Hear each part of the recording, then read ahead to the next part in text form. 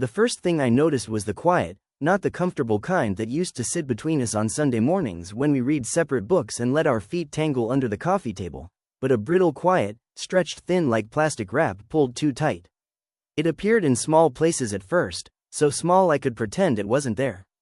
The pause before she answered when I asked how her day was. The way she started taking her phone into the bathroom, setting it face down on the counter when she came back. The absence of music when she cooked, as if sound itself had become too much effort. I told myself I was imagining things, that long relationships naturally shed their early noise and settle into something calmer, but even as I thought it, my stomach tightened with a knowing I wasn't ready to name. We had been together for 8 years, long enough that our lives were less intertwined than fused. We had inside jokes that no longer required context, routines so ingrained they felt biological. Wednesday nights were pasta nights because it was the one meal we could both make without thinking. We split chores without discussion, not because we were perfectly balanced but because we had silently accepted each other's flaws.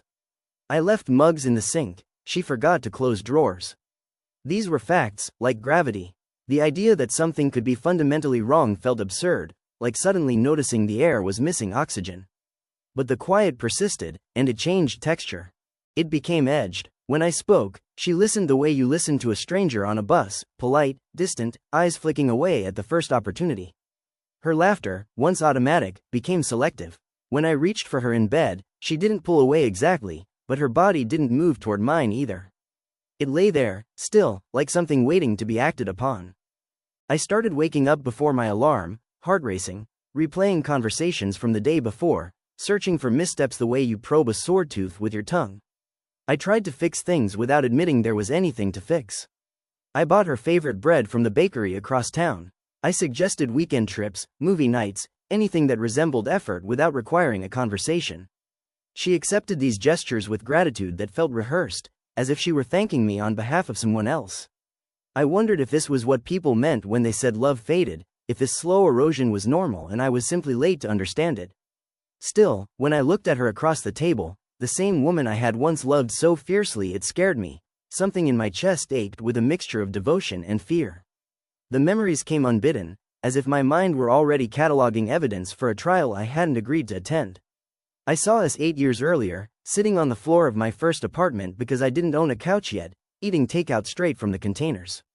She had laughed when the soy sauce packet exploded, splattering the wall, and instead of being annoyed, we both collapsed into hysterics, sliding down until our backs hit the baseboard.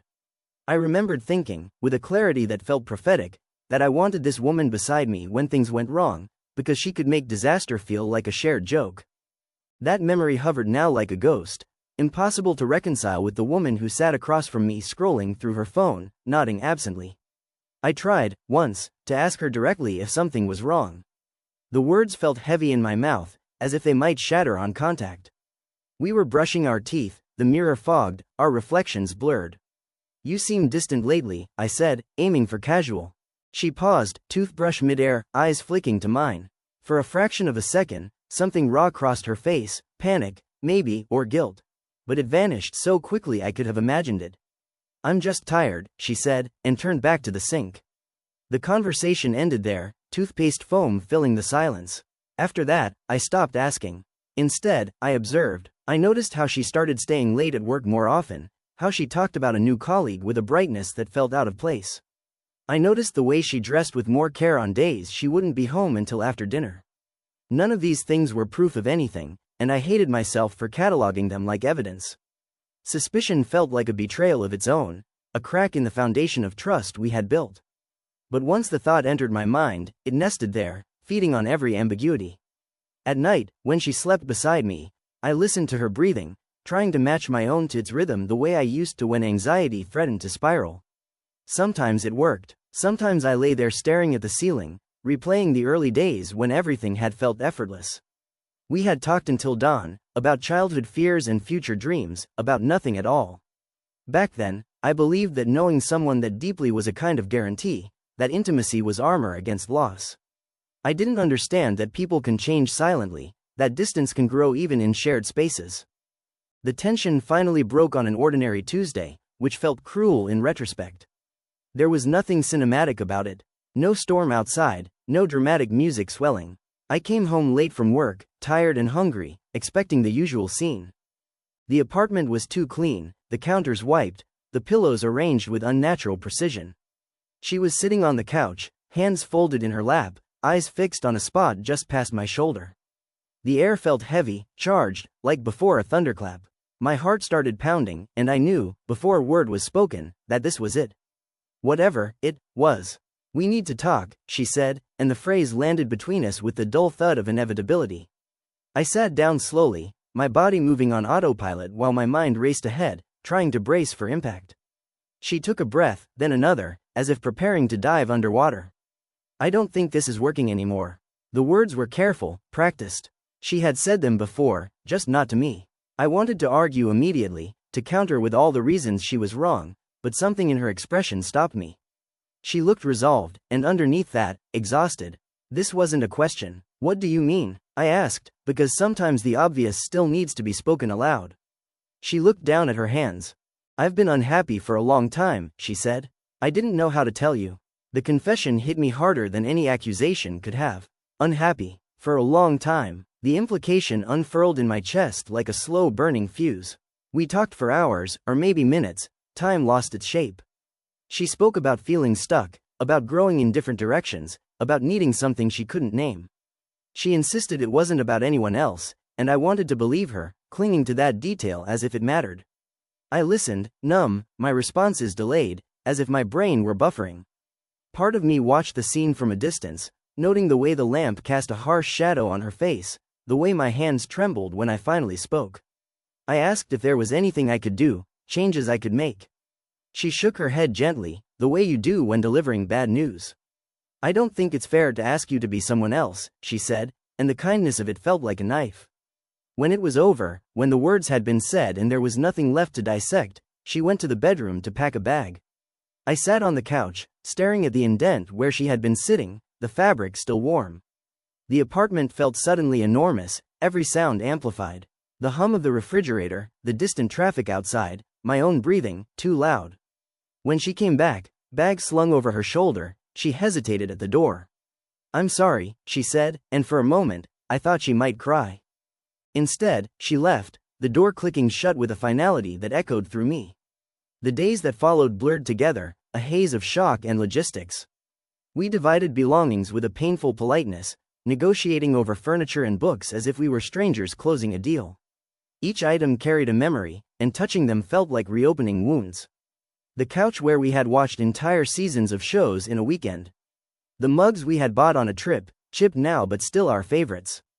She took some things, left others, and eventually, there was nothing left to discuss. When she walked out for the last time, keys placed carefully on the counter, I stood in the doorway and watched her disappear down the hall, knowing I would never see her in this space again.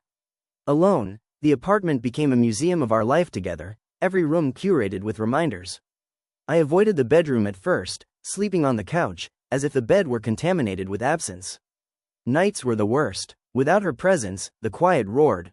My mind replayed conversations, searching for the moment things had gone wrong, the turning point I had missed. I oscillated between anger and self-blame, between wanting to call her and wanting to erase every trace of her existence. Friends checked in, offered sympathy and platitudes. "You'll be okay," they said. "Time heals." I nodded, went through the motions, but the words felt hollow, distant. As weeks passed, the initial shock gave way to a deeper, more insidious pain. It wasn't just that she was gone, it was that the future I had assumed, planned for without realizing it, had vanished with her. Every imagined milestone now felt like a cancelled event. I found myself grieving not only the relationship but the version of myself that existed within it, the man who believed love was a stable thing you could build on, improve with effort and patience. Flashbacks ambushed me at random. In the grocery store, passing her favorite cereal. On the street, catching a glimpse of her hair color in a crowd. Once, I heard her laugh, or something close enough, and my heart leapt before crashing painfully back into place. I started to question everything, replaying our history with new eyes. Had she been unhappy all along? Had I been complacent, mistaking comfort for contentment? The mystery gnawed at me. She had said she didn't know how to tell me, but I wondered if she hadn't tried, if I had missed the signs because I didn't want to see them. Slowly, amid the pain, moments of clarity emerged. In the silence, I began to hear my own thoughts more clearly, separate from the constant negotiation of partnership. I realized how often I had compromised, how often she had too. Not out of resentment, but out of love, or what we thought was love. I started to see that growth doesn't always happen in tandem, that sometimes people evolve in ways that make their shared language obsolete. This didn't absolve the hurt, but it contextualized it, softened the edges. Months later, I ran into her by chance at a cafe. The sight of her sent a jolt through me, a mix of longing and dread. She looked different, lighter somehow, but also cautious. We exchanged awkward pleasantries, the conversation skimming the surface. She apologized again, unprompted. I told her I was doing okay, which was both true and not. As we parted, there was no dramatic closure, no revelation that explained everything. Just two people acknowledging a shared past and an irrevocably changed present. Walking home, I felt a strange sense of peace. The mystery hadn't been fully solved, but I realized I no longer needed it to be. Some stories don't have neat endings, only transitions. The relationship had ended not with a single catastrophic failure but with a series of small, almost invisible shifts, accumulated over time. Understanding that didn't erase the pain, but it allowed me to release the need for blame, to accept the complexity of what we had been and what we were no longer. Now, when I think of her, the memories still sting, but they also warm me. I can hold the joy and the sorrow together, acknowledging that both are real, both shape me. The quiet in my life has changed again, no longer brittle but open, full of possibility and uncertainty. I don't know what comes next, and that frightens me, but it also feels honest. In the end, the breakup wasn't just an ending, it was an invitation to listen more closely, to myself and to the spaces where silence speaks.